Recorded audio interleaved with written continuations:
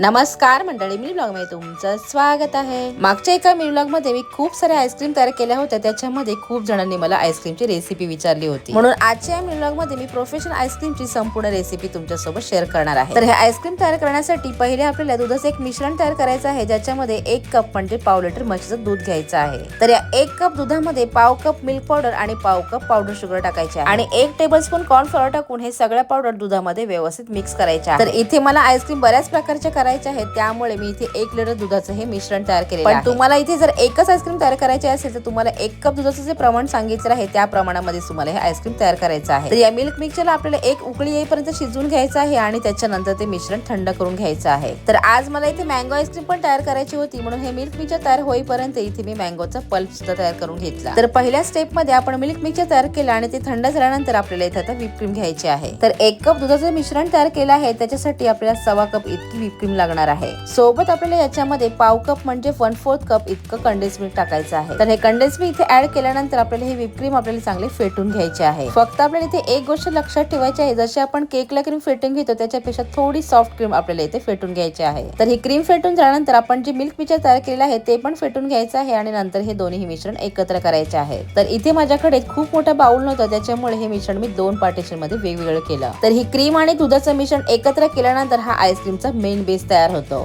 तर आता हा आईस्क्रीमचा मेन बेस तयार झाल्यानंतर याच्यामध्ये तुम्ही कुठल्याही प्रकारचे इसेन्स किंवा फ्रूट वगैरे टाकून कितीही प्रकारचे आईस्क्रीम तयार करू शकता। तर मलाही त्याच 3-4 प्रकारचे आईस्क्रीम तयार करायचं होतं, म्हणून हे मिश्रण मी वेगवेगळ्या भांड्यामध्ये काढून घेतलं। तर पहिल्या भांड्यामध्ये मी बटरस्कॉच इसेन्स ऍड केला आणि दुसऱ्या भांड्यामध्ये मी व्हॅनिला इसेन्स ऍड केला आणि तिसऱ्या भांड्यामध्ये मी मँगोचा जो पल्प तयार केला होता तो ऍड केला आणि त्याच्यानंतर हे सगळे मिश्रण व्यवस्थित मिक्स करून घेतले। तर अगदी अर्ध्या मिनिटासाठी हे मिश्रण व्यवस्थित मिक्स केलं आणि त्याच्यानंतर वेगवेगळ्या कंटेनर मध्ये ते काढून घेतलं। तर आता हे आईस्क्रीम सेट करण्यासाठी रेडी झालेलं आहे। जर ज्याच्यामध्ये तुम्हाला ड्रायफ्रूट वगैरे ऍड करायचे असेल तर तुम्ही इथे ड्रायफ्रूट सुद्धा ऍड करू शकता। तर व्हॅनिला आईस्क्रीमचा जो फ्लेवर होता तो मी कुल्फी मोल्ड मध्ये काढून घेतला। तर याच्यापासून मला चोकोबार आईस्क्रीम सुद्धा तयार करायचा आहे, त्यामुळे मी तो मोल्ड मध्ये काढून घेतला। तर उरलेला जो व्हॅनिला फ्लेवरचा आईस्क्रीम होता त्याच्यामध्ये मी थोडा ब्लूबेरीचा क्रश ऍड केला। तर ब्लूबेरीचा कलर माझ्याकडे होता, पण नेमकं त्यावेळी भेटत नव्हतं, त्यामुळे मी तो आईस्क्रीम तसंच तयार केलं। तर आता हे तयार केलेले सगळं आईस्क्रीम 7 ते 8 तासासाठी फ्रीजर मध्ये आपल्याला स्टोअर करायचं आहे। तर 7 ते 8 तासानंतर हे आईस्क्रीम चांगलं सेट होतं आणि खाण्यासाठी रेडी होतं। तर आज मी इथे जवळजवळ 4 प्रकारचे आईस्क्रीम तयार केले होते आणि हे सगळे आईस्क्रीम एकदम मस्त असे टेस्टी झाले होते। तर मंडळी, हे प्रोफेशनल आईस्क्रीम तुम्हाला आणखीनही डिटेल्स मध्ये शिकायचं असेल तर माझ्या नीता किचन या युट्यूब चॅनल तुम्ही व्हिजिट करू शकता। नीता किचन या युट्यूब चॅनलवर आपल्या सगळ्या आईस्क्रीमच्या रेसिपीज डिटेल्स मध्ये मी शेअर केलेल्या आहेत। जर तुम्हाला आईस्क्रीम बद्दल आणखीन काही क्वेरीज असतील तर तुम्ही कमेंट सेक्शन मध्ये जाऊन विचारू शकता। तर चला मंडळी, आजची माझी आईस्क्रीमची रेसिपी तुम्हाला कशी वाटली ते मला कमेंट करून सांगा। तर चला, बाय बाय।